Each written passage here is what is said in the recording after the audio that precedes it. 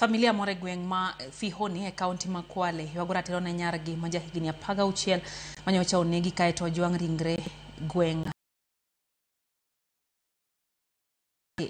Ringre Grace Mongeli nyoyo odie batha paya kendo ripod bero yango ne nyocha ode ma onegi kaeto bang'e wit ringre mantie koda dhonde mag pala.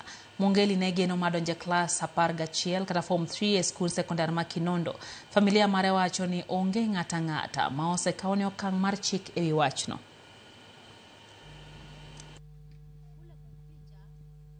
We have no peace to live in this area. We have no guidance to our lives in this area. We are living kama ambaye tunakimbizwa, hatuna haki ya kuishi mahali hapa. Na ni kama ambaye sisi si wa Kenya kama wale wengine. So tukauliza haki ya huyu mtoto iko wapi? Na kufikia dakika hii hatujaona mtu ambaye amekamatwa. Saa 2 napiga mswaki, nikapigiwa tena simu na bwana Ezekiel kwamba chairman, yule mtoto nimemuona. Nikasema vyema. Akarudi akaniambia lakini amekufa. Amekufa? Kaanza kushangaa.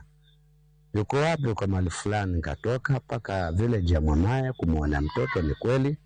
Na toka hapo tukaambatana na maafisa tuliokuwa nao. Haya tukatamatisha zoezi hilo. Paka saa hii nikiongea kwamba tuko kwa matanga.